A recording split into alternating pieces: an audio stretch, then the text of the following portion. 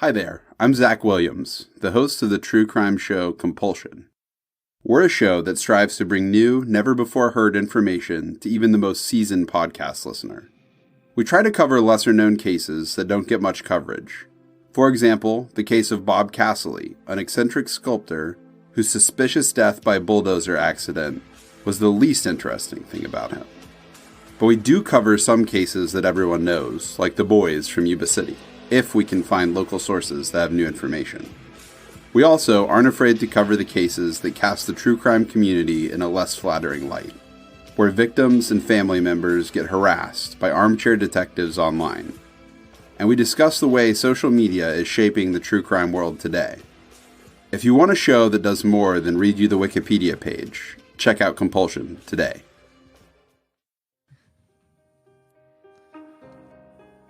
On December 7th, 2003, a woman gets into a car that no one in her family had ever seen before. Everything seemed normal, but then she was never seen again.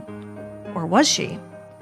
The case of LaQuanta Riley has baffled her family and authorities in Montgomery, Alabama for nearly 2 decades. Did something tragic happen to the bright, bubbly college student? Or did she simply decide to take a different path in life? A mysterious voicemail and a potential sighting provide few answers, but even more questions. When a person goes missing, there's a special kind of pain in the not knowing. I want to tell the stories of those who never came home. I want to tell you the story of LaQuanta Riley.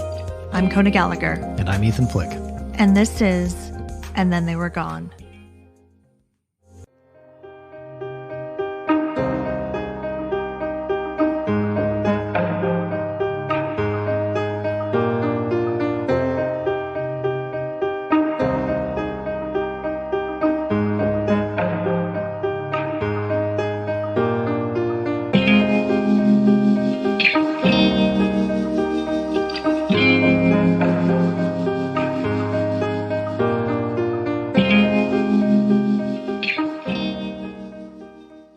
Okay, so right away, I'm already skeptical. Of what? Me?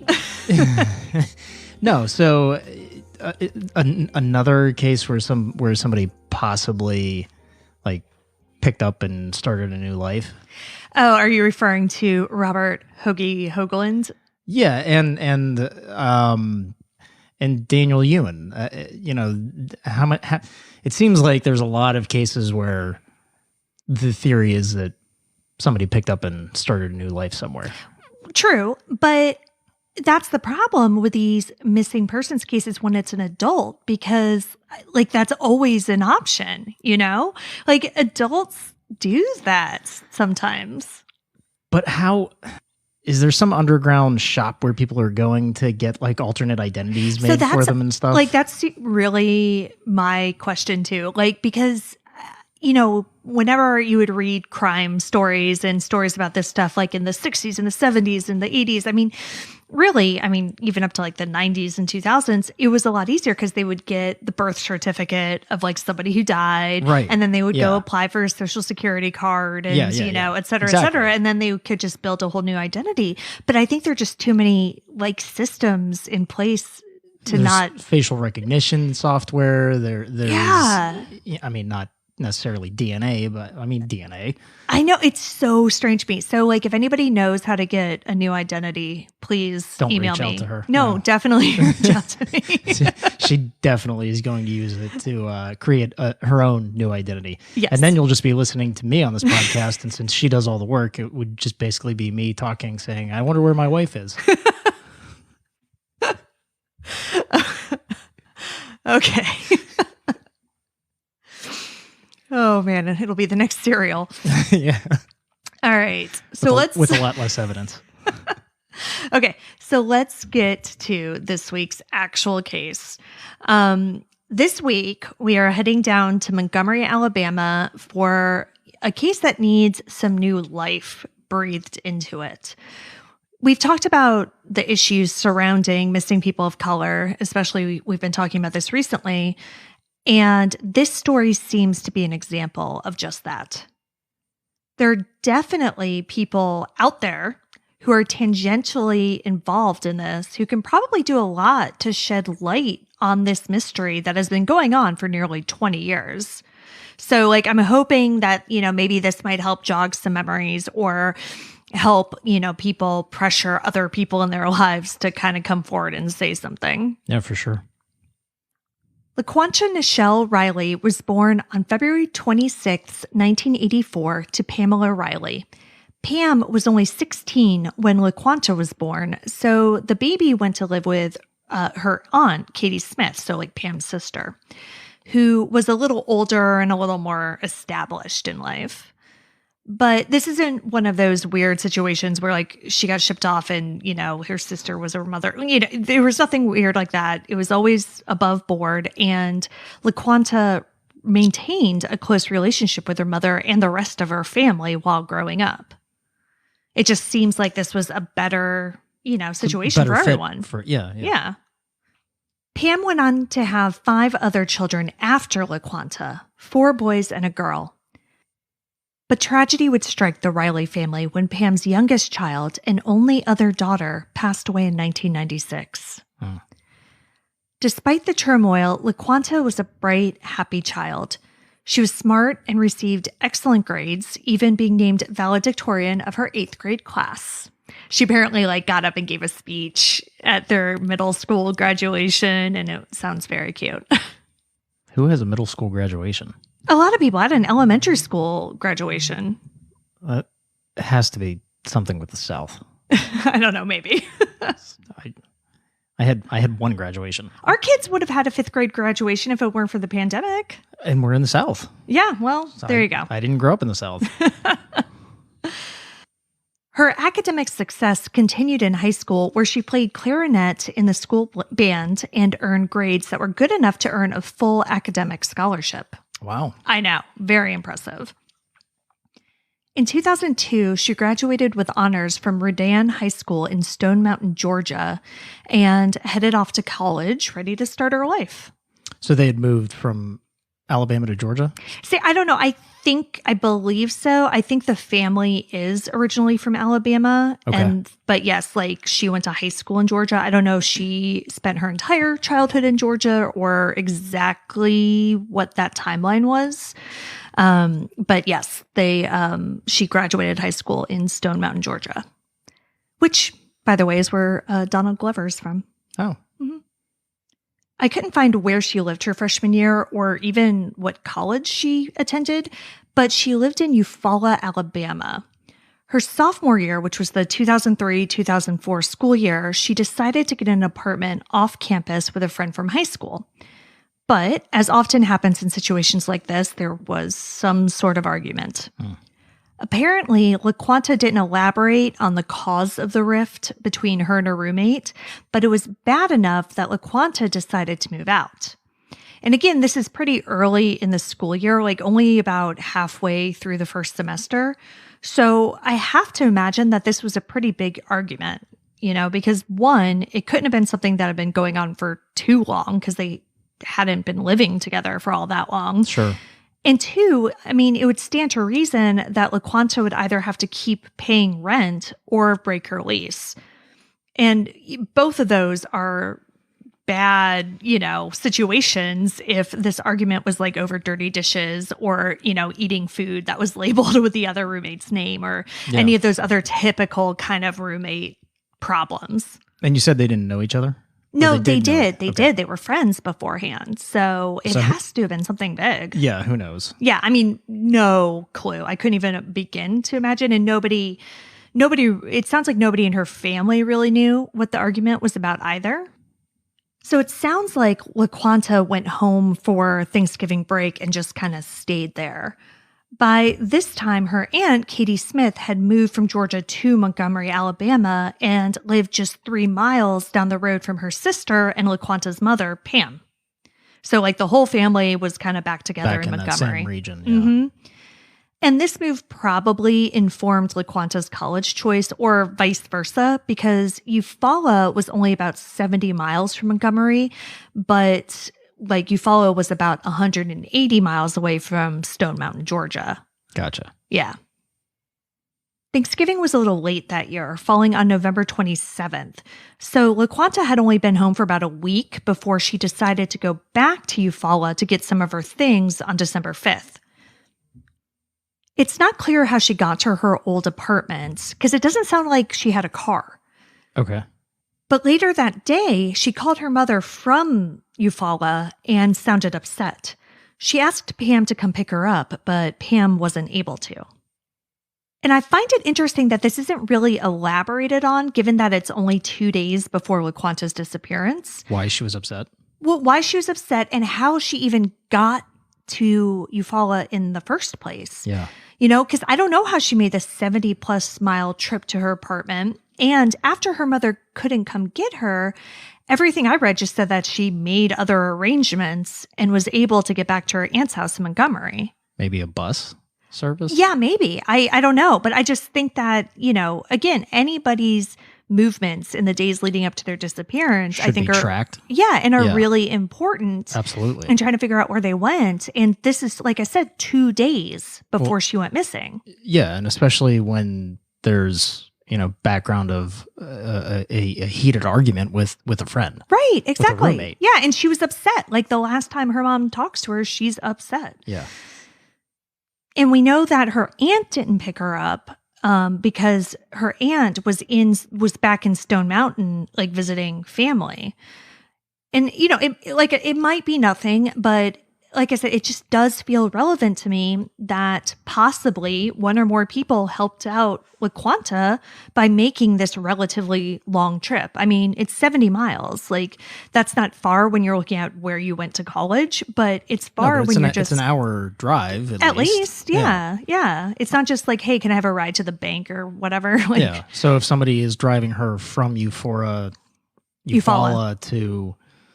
Montgomery, you know, that's a 2-hour trip. Exactly, round trip, yeah. And college students don't have a lot of money usually. Yeah, for gas and things like that, absolutely. Exactly. Or like, also this is over break, right? Yeah.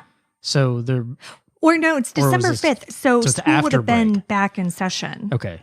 So gas money and time are things that college students don't have a lot of. Right. So yeah, that would be a big deal to drive her back. Yeah. I found this blog called Soapboxy run by Jade Hassenplug that gives a more detailed account of LaQuanta's background and circumstances leading up to her disappearance than other sources that I was able to find. And she drops in an interesting paragraph about LaQuanta's aunt Katie's house. She says, quote, "While living at her aunt's house, there was one major rule the girls had to follow, and that was no male visitors allowed. LaQuanta didn't like this rule and complained to her mother about it, but was told to follow the rule anyway," end quote. Which, I mean, that's the story of like literally every rule that a child is asked to follow. But yeah, again, it might mean nothing, but I did find that interesting. Yeah, why did she bring that up? I don't know, because like she kind of goes back and forth between like Katie's house and her mom's house in those last couple days. So, and December 5th, Katie is out of town in Stone Mountain, Georgia. So I'm wondering if LaQuanta could have maybe skirted this rule in her aunt's absence, like perhaps with the person who came to Eufaula and picked her up. But it apparently, whatever happened or didn't happen, it apparently led to a disagreement with her cousin, so like Katie's son, on December 7th. But, you know, Aunt Katie heard about this. She's still in Georgia. She heard about this like disagreement that LaQuanta and her son had. And, you know, she just told LaQuanta not to worry about it. So that's another argument that happened right before she disappeared. Right. But again, it doesn't sound like it was some sort of huge, you know, devastating, blowout. like, yeah, at all. And other than that, December 7th was pretty normal. The family had a tradition of choosing Christmas outfits, so that was a big topic of conversation that day. But it does seem like LaQuanta did have someone she wanted to hang out with, as was evidenced not only by that argument regarding male visitors, but by what happened later that night. At about 11:30 p.m., someone picked LaQuanta up from her aunt's house. They then drove to Pam's house, which, as I mentioned, was just 3 miles away.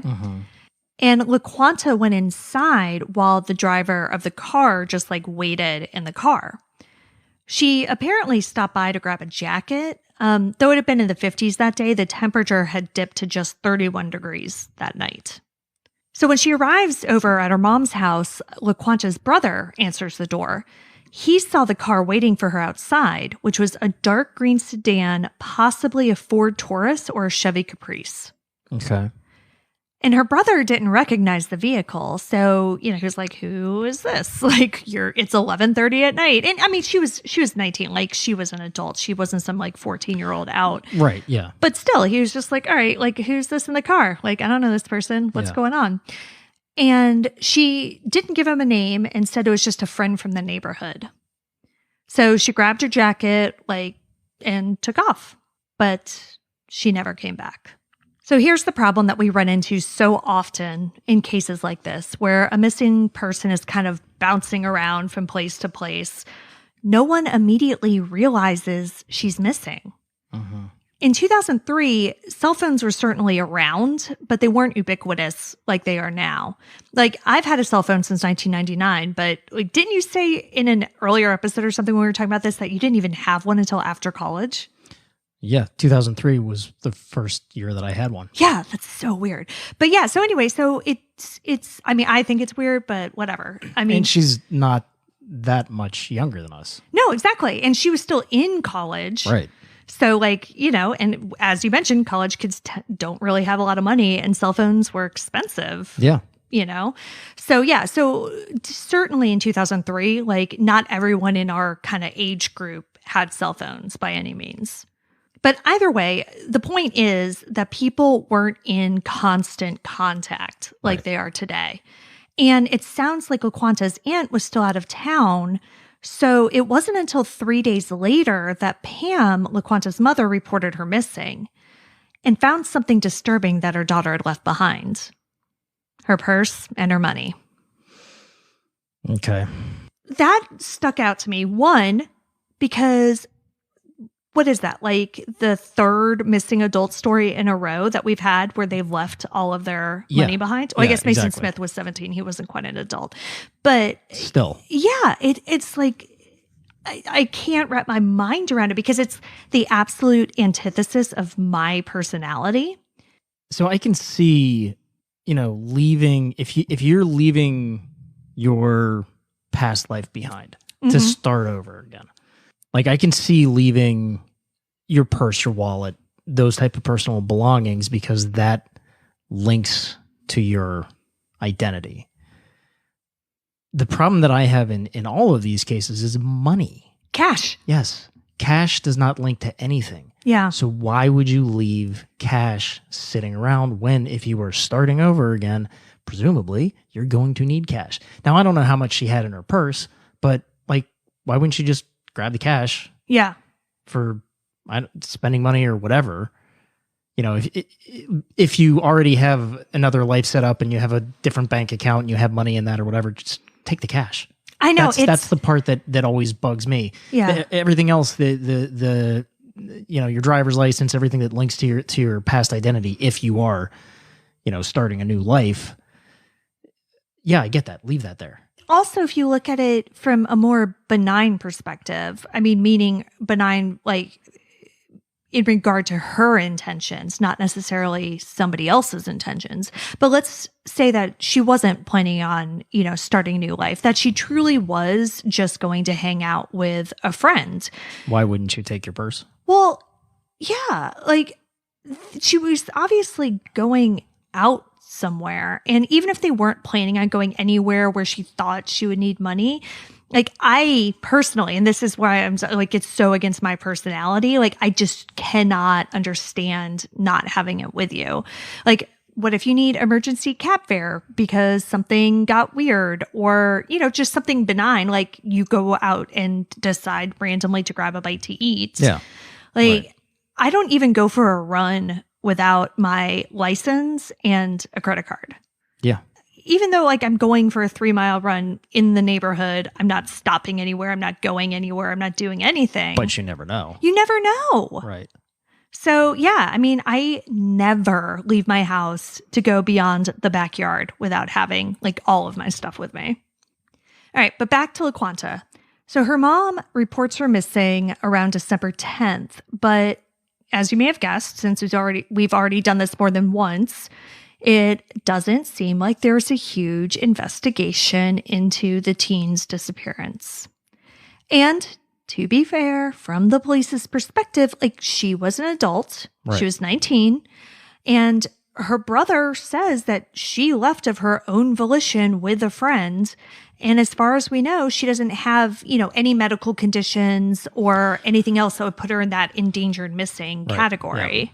Yeah. Right. So, like, you can kind of understand why police would be like, oh, okay, like your 19-year-old daughter, like, left with presumably a dude and, hasn't come back in a few days. Like, ooh. Yeah, no, absolutely. I mean, that's definitely understandable to kind of, I don't want to say blow it off, but put it on the lesser end of the priority list. Yeah, for sure. But with that said, it does seem like police did some sort of investigation. There just isn't a lot of information about the early days. I did find an article in the Montgomery Advertiser from September of 2004, so just a year after almost LaQuanta's disappearance, in which Montgomery Police Sergeant Scott Martino, a detective assigned to LaQuanta's case, said, quote, "We've come to the point now where we've talked to everyone. Right now, she's still considered missing, and we hope for the best. We hope that we'll find her alive and well," end quote.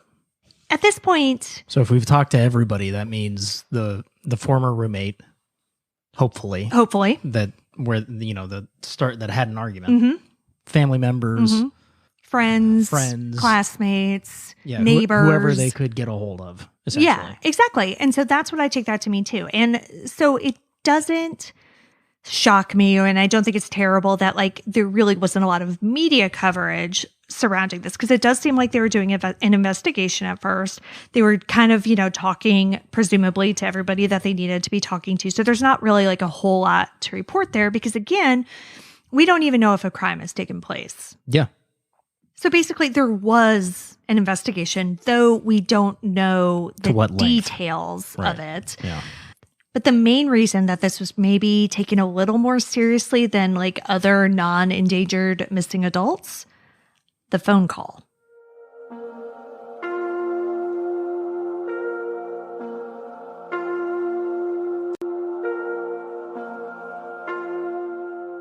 Now, the timing of this phone call is unclear. Some reports say it happened 3 days after LaQuanta's disappearance, which, if that's true, it could have been the inciting incident that led Pam to report her missing. Other reports say that the phone call came weeks after her disappearance. But either way, it 100% made Pam believe that LaQuanta didn't just take off and, decide to start a new life. Pam received a message on her answering machine, and it's important to note that this was a physical answering machine and not a voicemail system, from someone who sounded like LaQuanta. According to Pam, the caller was upset and crying and said either, "Let me go home," or "Leave me alone." So that's bad enough, obviously. Yeah. But then there was a male voice in the background who said, "LaQuanta," and the call disconnected. Oh, wow. Yeah. Wow. That's... Can you imagine you're a mother and you get a phone call like that, a voicemail like that? Yeah, and you said she didn't have a cell phone, so... Well, I don't know if she had a cell phone or not. She gets a hold of a phone, whether it's hers or somebody else's. Right. Or even a payphone. Yeah. Calls her mom and doesn't get to say anything other than either "leave me alone" or let me go home. That's terrifying. Yeah. Obviously, it sounds like this is like a muffled, unclear call, because her mom can't tell which of the two she said. Yeah. And she's not even positive it's LaQuanta. But again, LaQuanta, not a super common name. Yeah. And so when that guy says she it, clearly hears the guy say LaQuanta. Wow. Yeah. So I'm assuming she turned that over to police. Yeah, Pam told AL.com in 2014 that she notified police about the message and they made a recording of it. Okay.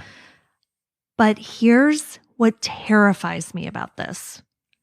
Pam listened to the message like over and over again. Yeah. I mean, as you can imagine, you're just like looking for any clues, trying to, figure out what is going on. If there's anything you can learn from this, right? But at some point, she had a power outage and it was erased. Oh, no. Yeah. So the original's gone. Totally gone, not coming back. But like I said, police made a copy of it. However, in that same AL.com article, reporter Aaron Edgemon interviewed M. Dante Gordon, who is a former detective for the Montgomery police. And he worked on LaQuanta's case for about 2 years, starting in 2005. So like 2 years after she went missing, it's already a cold case. And way after like this voicemail happened. Yeah. He said that he knew about the voicemail, but that it was never provided to him. The voicemail has also never been shared publicly. So, like, you know what I'm thinking? I don't think that voicemail exists at all anymore. But what happened to it? If the detective getting the cold case knew about the voicemail, that means it's documented there somewhere. It's documented, but he had never heard it. Huh. So if 2 years later, that cold case detective hadn't heard the voicemail but knew about the voicemail, you got to think, like, he would be, hey, that's interesting. Why don't I take a little listen and see what I can figure out, well, right? I'm sure he looked into what happened to it. Yeah. And the fact that he worked on that case for 2 years and never heard the voicemail, I do not think that voicemail exists. Wow. Yeah, and it's absolutely horrifying because in a case like this with so little evidence, that was the one solid thing that they had. Yeah. Who was the man on the voicemail? Like, Pam didn't recognize his voice, but that doesn't mean that someone else in LaQuanta's life wouldn't. And maybe, maybe Pam I'm sure she did, like, play that voicemail for, like, her family and, and everybody. Yeah. But maybe somebody in LaQuanta's life who isn't necessarily in Pam's life would have known, like maybe a friend of LaQuanta's would have recognized the voice, but maybe it's a friend that Pam doesn't know. And you know what I mean? Yeah. And now with so much social media, so many different outlets that you could put it out on. Exactly. Yeah. Yeah. Wow. I mean, I would love to be playing that voicemail right now. Yeah. Right? Yeah. Just to see if anybody recognizes the voice or has any information from it. But not having that recording is just absolutely devastating. And like, I have to think that's what it is, because if Montgomery police still do have it and they just didn't let the investigative detective listen to it for some reason, like what would be the point of that? Exactly. And so like maybe now is the time, like maybe if you've been holding on to this for over 17 years, why don't you release it to the public and just see what you can kind of shake up? You said this message was left on an actual answering machine. So this is a landline. It's a landline, but keep in mind, so if remember where we're dealing with, 2003. So we're in like a transitional technology period for answering machines. So we're past the tape. And now we're at a digital answering machine. It's a digital answering machine. Yeah. So, well, also, honey, you got to understand, like, a lot of people aren't as old as we are. So I need to explain these things. Yeah. So what this is, what is an actual answering machine? Yeah, it's a physical digital recording. So the recording lives only within the answering machine. It's not, so it's different from the tape because there's no physical copy of it like there is with the tape. Right. And it's different from a current voicemail system because there's nothing in the cloud. Right, yeah. What about phone records? All I saw was that they weren't able to trace the call, but I don't know if that means that they were unable to trace it, they never tried to trace it, or what. We're old enough that we had landlines, and we have seen phone bills. Yeah. And you can see calls on landlines. Yeah. Just going online to your account, you can get a list of phone calls, both sent and received. Oh, I know. And if a phone call was received, It'll have the number. yeah. So if anything picks up, even an answering machine, because that answering machine is separate from the phone itself. So the phone would recognize it as the call being answered. So any length of time would show a phone number. Right. I don't know. There's no information publicly available about that. All right, but back to this article and Detective Gordon. He says some more things in it that make me concerned about the investigation into LaQuanta's disappearance. He told AL.com, quote, "No one wanted to talk to us. No one wanted to cooperate with us. It was a missing persons case. It wasn't a criminal case. We couldn't make anyone talk to us," end quote. And to be clear, he seems to be referring to LaQuanta's acquaintances and like friends here, not her family. Yeah. Like maybe the roommate in Eufaula didn't have much to say, or LaQuanta's friends. I don't know. But what I do know is that Pam has been advocating for her daughter tirelessly for nearly 2 decades. So there's a 0% chance that she wasn't doing everything in her power to assist with the police investigation. Maybe her friends and acquaintances, have a general mistrust of the police at this point. So who's investigating? Montgomery Police. Uh-huh. I mean, Montgomery, Alabama, there's a long history of, racism within law enforcement there. So, I mean, maybe that has part of it. Yeah, it very well could. We don't know. So we're just kind of forced to read between the lines here. Yeah. But it's what he says next that really concerns me in terms of the effort police put into this case. According to that article, quote, "Gordon said it wasn't ever clear to investigators whether LaQuanta made it back to Montgomery after asking family members to pick her up in Eufaula," end quote. But I thought you said the brother saw her and identified a green or dark colored vehicle, either a Caprice or a Ford Taurus. I did say that. Yeah, she went to Eufaula on December 5th. On December 7th, she went to her mother's house. Her brother saw her and spoke to her. So, are they saying that he's lying about that? Yeah, how old? They didn't say. All I know is that he's younger than LaQuanta because LaQuanta was the oldest. I do not know how old he was. But another possibility is that Detective Gordon simply misremembered the facts of the case. Maybe. Because again, this article is from 2014 and, who knows. But is that it? Or did they really not look that hard into this? I don't know. But whatever the answer is, it doesn't exactly instill me with a ton of confidence in this investigation. Because for me, if I'm a detective and he's out of Montgomery police at this point, he was like a U.S. Marshal, actually. So he's out of the police. And so maybe he doesn't really remember the details of this case. But if a reporter contacts me and says, "Hey, I'm doing this big article about a case you investigated several years ago," I would read up and refresh myself on the details so I don't sound like an idiot when I'm, interviewed. Yeah, well, he might not have access to any of that. I would still call somebody or say, "Listen, I don't have access to those notes and I don't feel comfortable talking about this," because we're not talking about minute little details. Yeah. That's a huge aspect of the case.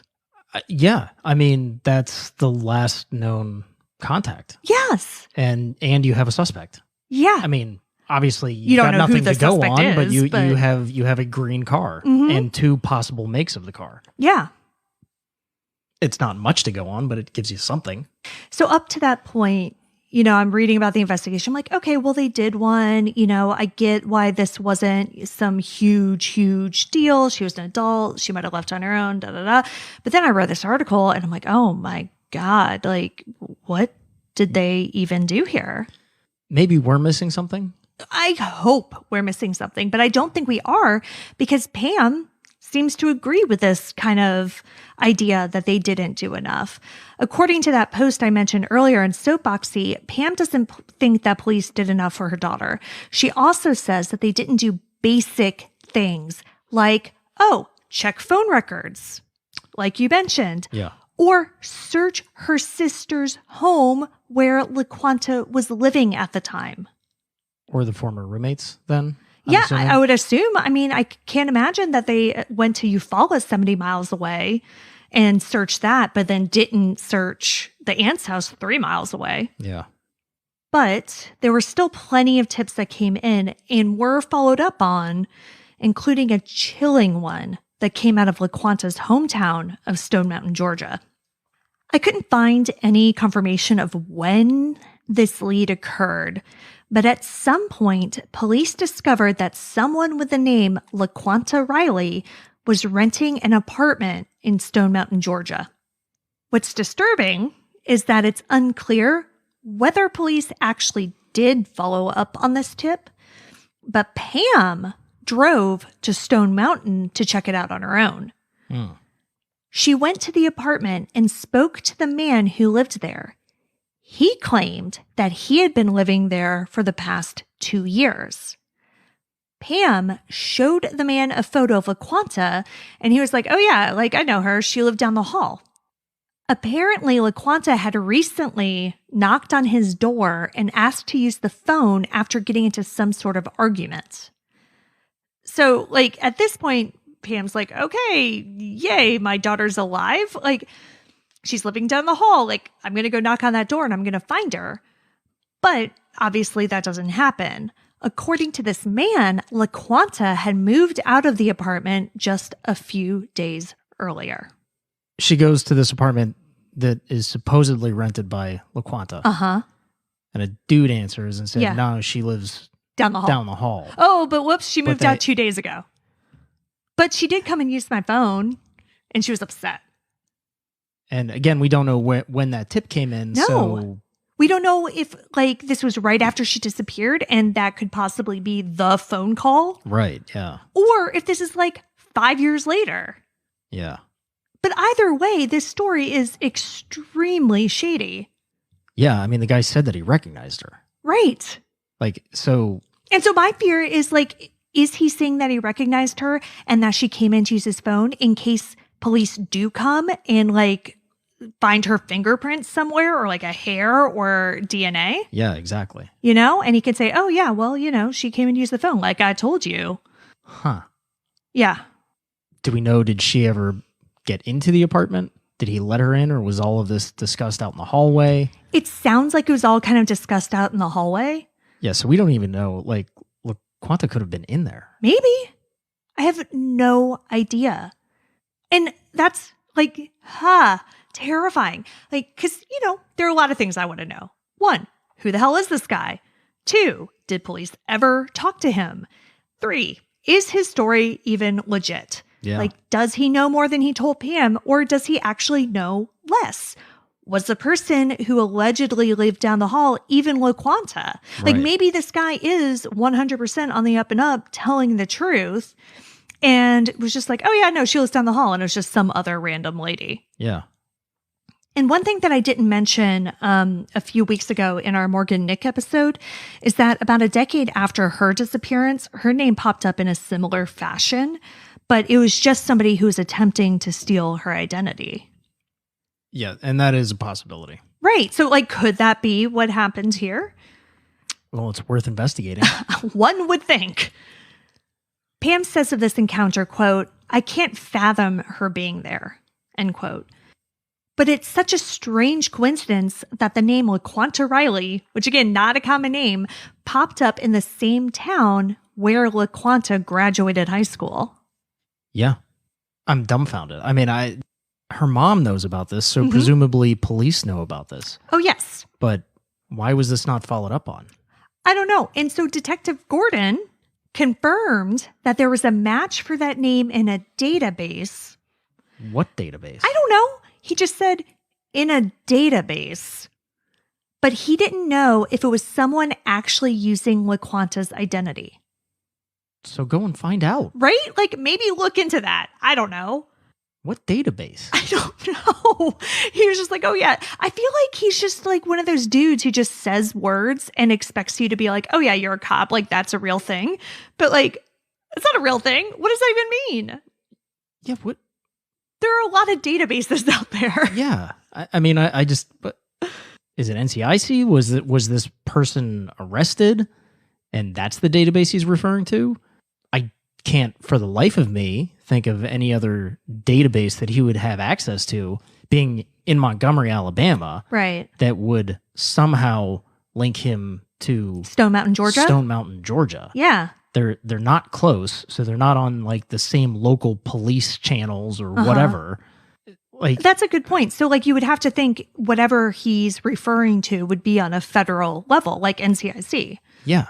What database? No, I have no idea. And his laissez-faire attitude regarding LaQuanta in this interview like drove me up the entire wall. So while he may or may not have looked into LaQuanta renting an apartment in Stone Mountain, Georgia after her disappearance, which like I definitely in my notes wrote down in all caps because like when I was writing this, my head was just exploding.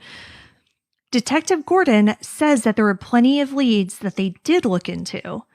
Apparently, someone called in a tip that LaQuanta was murdered and buried. Then, an inmate said that he saw LaQuanta being killed and tossed into Cooter's Pond in Prattville, which is about 12 miles away from Montgomery. But this man later said that he made up parts of his story. Like, which parts? I don't know. So, they're running down leads and investigating things that can close the case. Right. Exactly. Right? That's bodies. a really good point. Yeah. They're not running down leads and investigating if she's still alive. That really is an interesting perspective, and I didn't look at it that way when I was reading this. But or maybe not close the case. I stand corrected because a murder obviously wouldn't close the case. Sure. But it would transfer it from a cold case missing person to a homicide, which means possibly another detective picks it. Yeah, I would get it off his desk either way, probably. Just a thought. Yeah, I don't know. But I think it is interesting that he is able to give all this information about tips that he ran down. But then going back, he says that, there was never any evidence that she made it back from Eufaula. So like to me, that really does at this point say that not that he was misremembering details of the case, that he apparently just contradicted himself then. Because he said he said there was never any evidence she made it back from Eufaula, but he's following down leads that she was murdered in Montgomery. Well, I'm sure he would say he's, looking at all possibilities. Except for the possibility that she's alive in Stone Georgia. Mountain, friggin' Georgia, yeah. I don't know. This guy was killing me. So that's unfortunately where we are in this investigation. A number of detectives have cycled in and out over the years with no real progress made. But Pam has been driven throughout this entire experience. She started the Riley Relief Foundation, a nonprofit that provides resources and support to families with missing children. They also distribute safety materials for kids. She also holds an annual candlelight vigil for not only her daughter, but for all of Alabama's missing. She told the NCMEC blog in 2018, quote, "The candlelight vigil is for us to be a voice for them.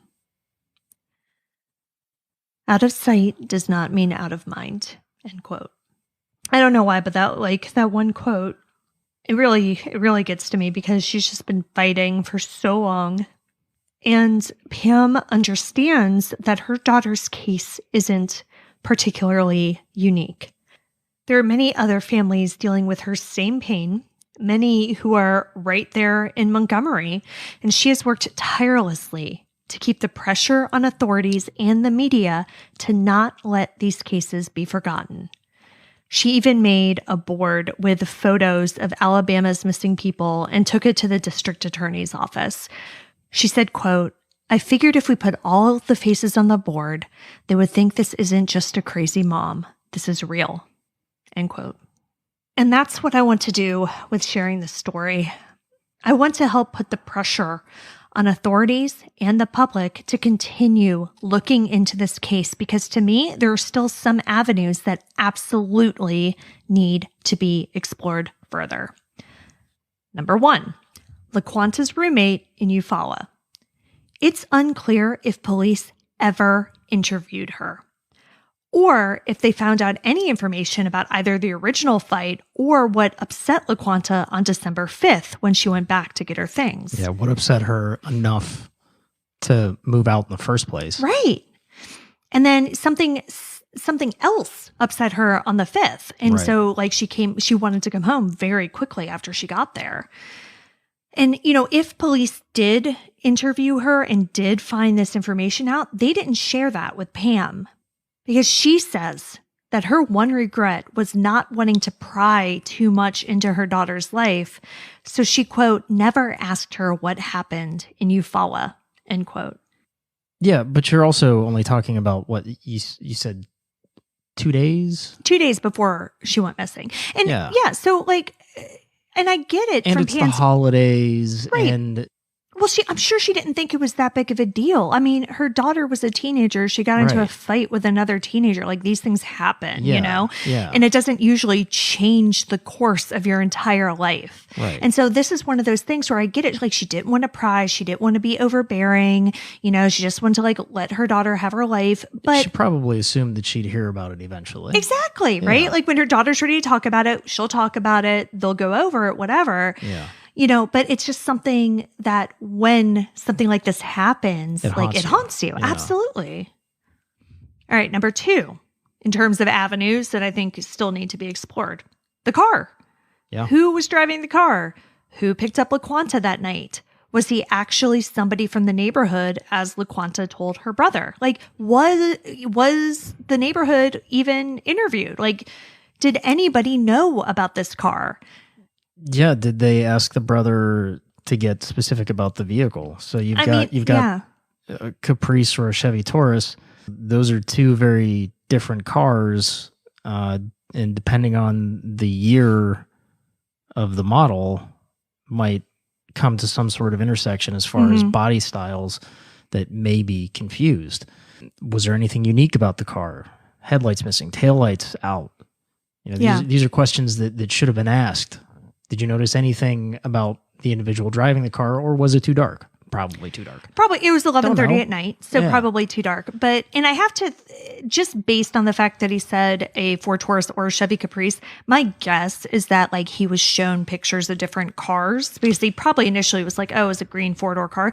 He was younger. I don't know how old he was, but he was younger than LaQuanta, so he was presumably some sort of teenager. Maybe he knew a lot about cars, but I only know what a Ford Taurus looks like, and I could only identify a Ford Taurus because I used to like have one.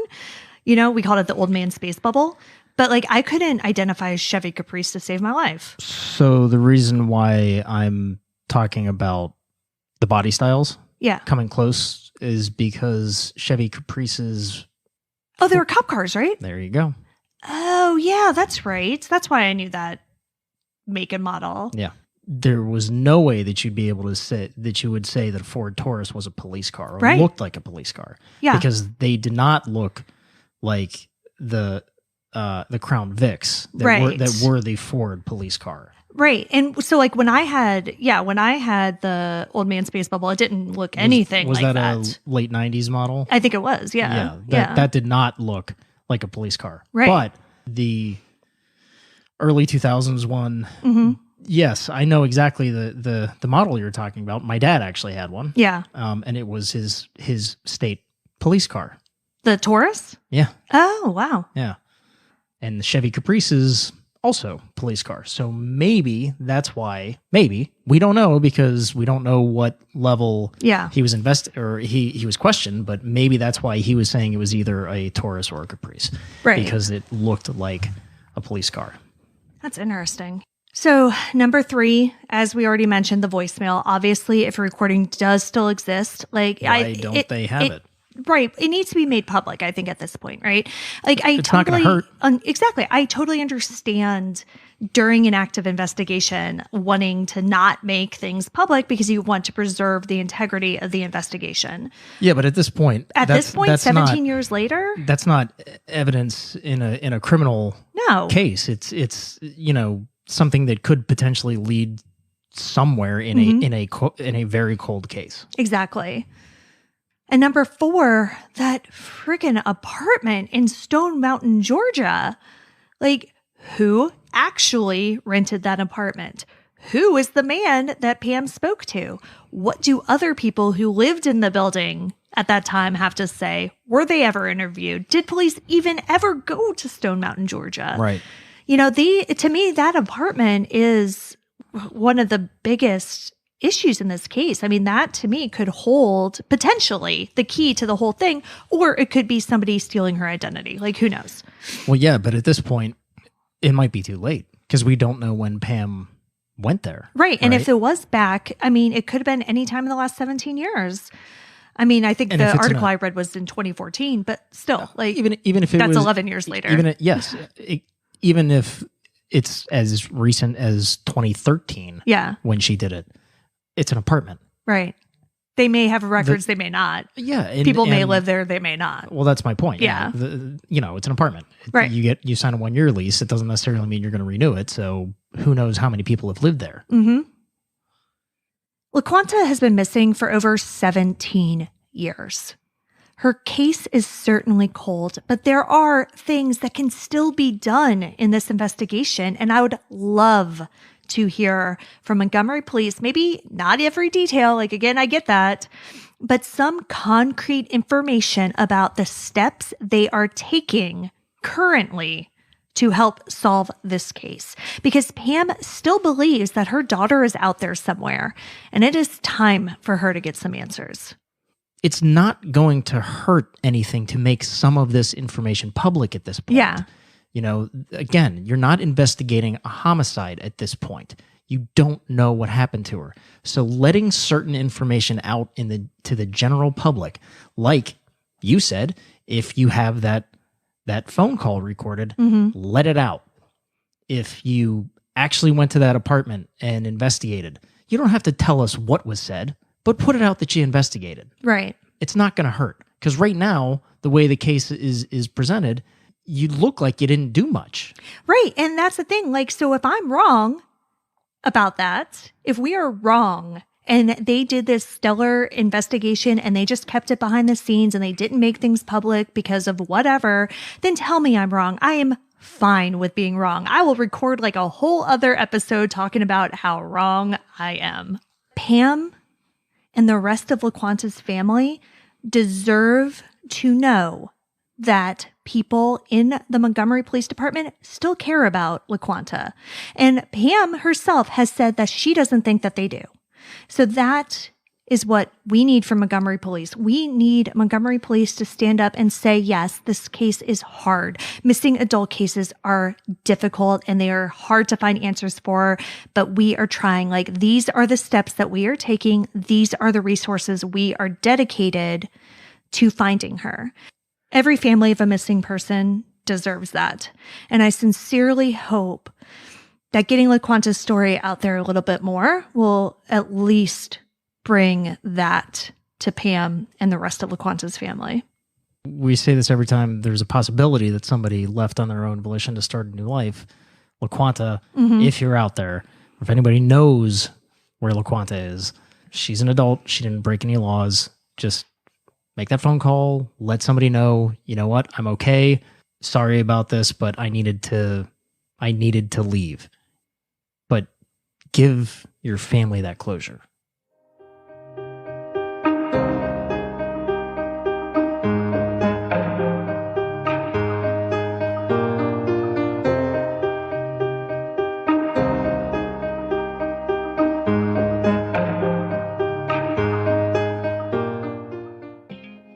LaQuanta Nichelle Riley went missing from Montgomery, Alabama on December 7th, 2003. She is a Black female with black hair and brown eyes. At the time of her disappearance, she was 19 years old, 5 foot 8 inches tall, and weighed approximately 200 pounds. She had "Rest in Peace, Misha" tattooed on her left bicep and LaQuanta tattooed on her right bicep. She was last seen getting into a dark green sedan that could have either been a Ford Taurus or a Chevy Caprice. LaQuanta would be 37 years old today. If you have any information about LaQuanta's disappearance, please contact the Montgomery Police at 334-241-2350. Or you can submit an anonymous tip to Secret Witness at 334-262-4000. There is currently a $15,000 reward being offered for information in this case. You can see all of the sources for this episode, along with photos and video, on our website, andthentheyweregone.com. And be sure to follow us on social, and Then They Were Gone Pod on Facebook and at ATTWG Pod on Instagram and Twitter.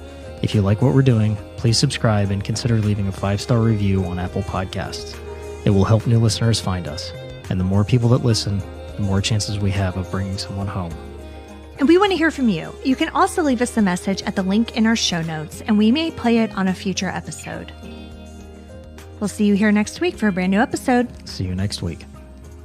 And Then They Were Gone is hosted by Kona Gallagher and Ethan Flick. All research, writing, and editing is done by Kona Gallagher. Theme music is The Stork by Ketsa. Additional music is provided by Kai Engel.